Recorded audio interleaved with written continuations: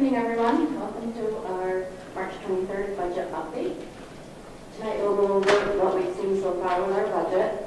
I'll update you on where we are with our property tax cap calculation. Tony Gill is here to present the instructional budget, and then I'll give you an overall update on where we are in the budget development process.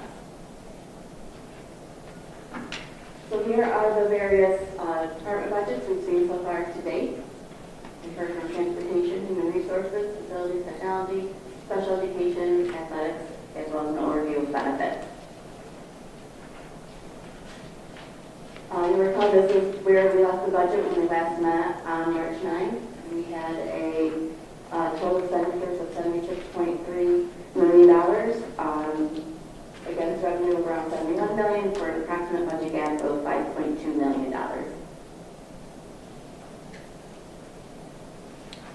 Here's our current tax cap calculation. Not much has changed since I last presented this to you at our February workshop.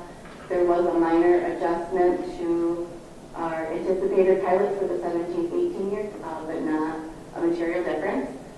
And you'll recall this piece of the calculation here is 2%, or the rate of inflation, whichever is less. Rate of inflation this year has been set at 1.26%. We currently have no capital exemptions for capital items or TRS. So our maximum allowable tax levy limit, according to the tax cap calculation, is around $36 million, which is a 2.19% increase, or $774,000 over last year's tax levy. At the last board meeting, the board did approve our retirement incentive. Those numbers are in, and they're able to update the budget with the retirements we know today, those that submitted the retirements prior to incentives, as well as those that took advantage of the incentive.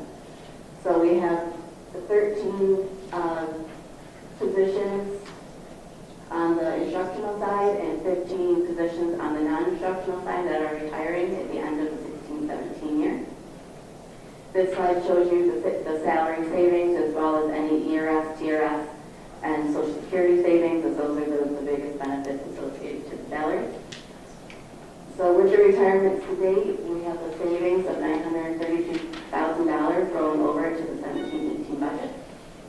Included in the retirement positions are two positions that we've evaluated and feel that through attrition, we're not going to fill these positions at this time, which is $146,000 in salary savings just from those two positions. So I'll turn it over to Tony to talk about the instructional budget. Good evening. So we'll start with the salaries. This part is going to be broken down on the next two slides, so I'm not going to address it directly at this moment. As you go down through the slides, you'll see the contractual equipment slight increases in those lines. This is a result of an exercise that we did with our building principals and administration to make up for some much needed equipment and supplies that have been lacking in those buildings for many years. So this is to try to right size and to get the equipment they require and the supplies they need. The next line you will see is the BOCES line with a significant 400,300 and change BOCES increase. This is primarily due to about 20 students on average joining the CTE, the Career Technical Education Program at Bush Campus. With that came a cost, and the other part of that is now included in that BOCES line is the current P-Tech students, the 6 we've sent. Now, what to note in this line is there is not a notation of an additional 2017 cohort. Once again, I want to make sure we're clear on that. This represents an increase, primarily CTE cost increasing because they increased enrollment in those programs, and the other part is now putting officially in the budgets that those 6 spots at P-Tech, but does not include entering 6 new students into the 2017 cohort. That would have to be a consideration, and it is a consideration we'd like to add, but given some of the budget gaps we're referring to, some tough choices and prioritization we have to make. The tuition slight increase there. You're seeing we ended up with an increase in students attending the Fit Academy, and that's where that number is coming from. And textbooks is a state allocation that is given to us.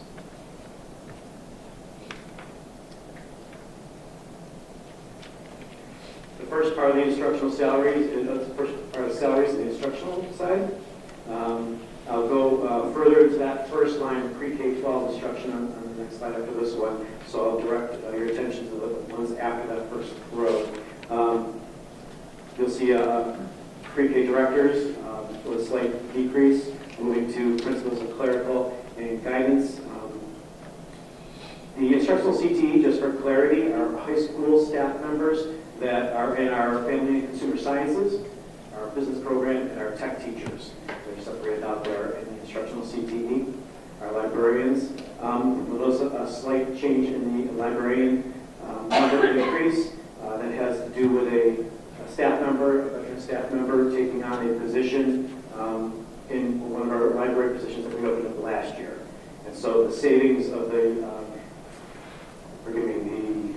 breakage was seen in that first line for pre-K instructional support because they came out of there and went to the librarian, which was supposed to be a new teacher coming to that or a newer teacher in the breakage. So the savings was found elsewhere. And then in service, you'll see an increase in that line slightly, and that's due to our mentoring program. We did have a significant increase in the number of staff we hired last year that required the mentoring program, and some might require go to the second year, which requires a new crop of teachers into the first year. So that's to cover the mentoring costs primarily, and then home instruction maintaining.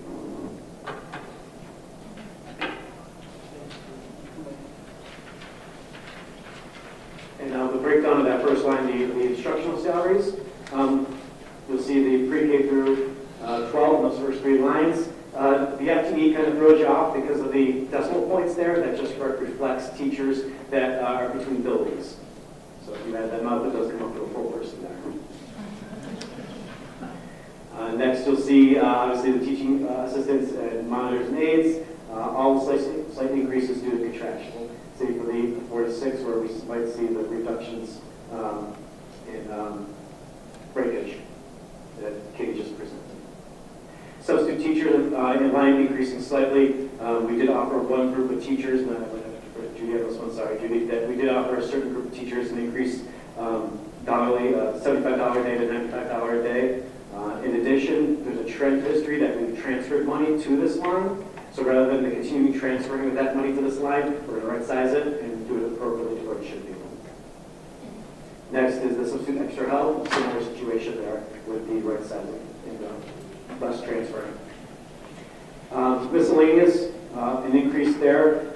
If I correct me if I'm wrong, Katie, but it says deal with the increase of the benefits buyout, going from $2,500 to a $4,500 buyout. So the number of staff that take advantage of that would reflect that increase. So, as I stated earlier, there are other programs and staffing terminations that are still being discussed. We still would need to determine the priority of those needs before requesting those considerations, but given the preliminary budget gap, we don't want to move forward with those suggestions, but we are still talking about additions to the instructional areas. That's what I have.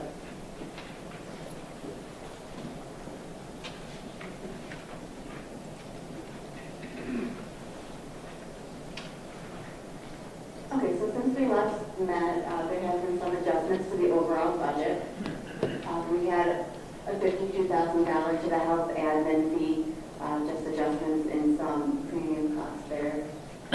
We got our supposedly spent our domestic services. Basically, it was a wash once I went through and updated all the final costs, but for reconciliation purposes, I included that $1,300. We have the retirement savings previously noted at the $932,000. And also, we had a meeting with our building principals.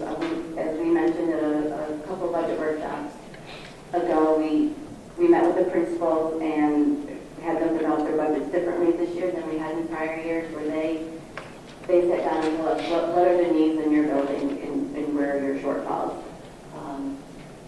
And they did a great job putting the budget together, but we did go through an exercise to trim that back a little bit. So we were able to trim back the building budgets by $209,000 while still leaving in a good increase in their budgets to meet the needs of their building. So with these adjustments, our new baseline budget is $75.2 million against our current revenues at this point of the $71 million, which brings our budget gap down to $4.1 million from the 5.2 of the prior meeting.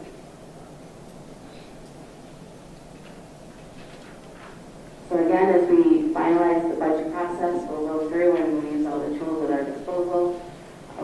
We'll work on finalizing the property tax cap calculation. I'm not anticipating a whole lot of changes at this time unless the state decides to roll out a new calculation. We'll have our state aid numbers here in a week or so. Once we get those, we'll work on analyzing those and see what it means for our budget. And then once we know those numbers, we'll continue to analyze our use of reserve and fund balance as well as other budget adjustments we need to make. So on May 15th is our annual budget vote. We'll have our 17-18 school budget on the ballot as well as pre-board election seats. We have our bus purchase proposition, as well as tonight, for your consideration, is a proposition to increase our capital reserve limit from $10 to $15 million. If the board tonight chooses to approve that and move forward, that'll also be on the ballot. And there's our upcoming dates. Any questions on anything you've seen tonight? So if you go back to the updated budget slide, talk about the building budget. Yeah. And so where is that relative to our 2016, 2017 school year budget after that reduction? After that reduction, we're still around an increase in the building budget around $150,000 between the 7 buildings. So we're gaining strength in those budgets. Yes.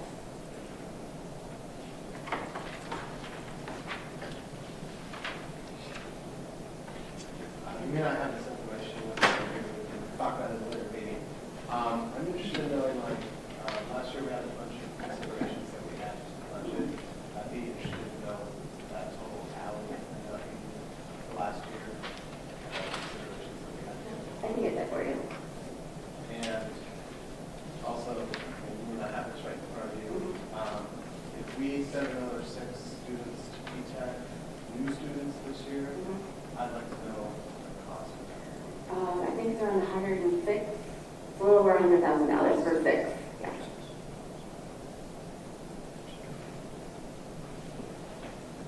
So in the building budgets versus the slide with supplies and equipment, are the supplies and equipment, where are they going versus, are they going to buildings or are they going to buildings and ground? Like, Buildings. it seems ends up being a wash with the increases in the other numbers and a decrease there, so. No, it's an increase at the building level budget, so equipment for those, for the elementary buildings, the middle school buildings, the intermediate buildings, high school, supplies that they're asking for. Technology items that they've asked for.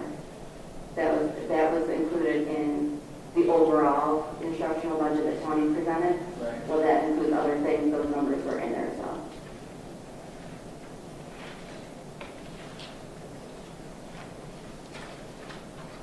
For the retirement savings, other than the 2 positions you mentioned that are being not filled as a well position,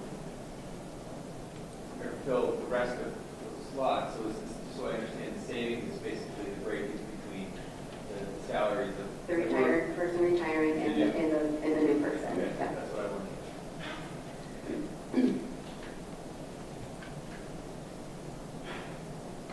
Tony, could you explain a little bit about, I believe what Mr. Johnson was talking about in the budget right now? We are, like how we're taking care of and budgeting now for the 2016 cohort versus the 2017 cohort. I'm not sure I understand your question. If you're referring to the current 2016 cohort, it was decided last year that the number wouldn't be a identified budget line. The number was paid elsewhere out of general fund. This year, we need to intentionally budget for those kiddos to ensure that they're going to be able to finish their program. We don't want to enter another group in unless we're ready to incur that cost. It should be another, about $106,000 for 6 students. And that's just one of the considerations that I mentioned earlier that we're prioritizing. There are others that we feel are important as well.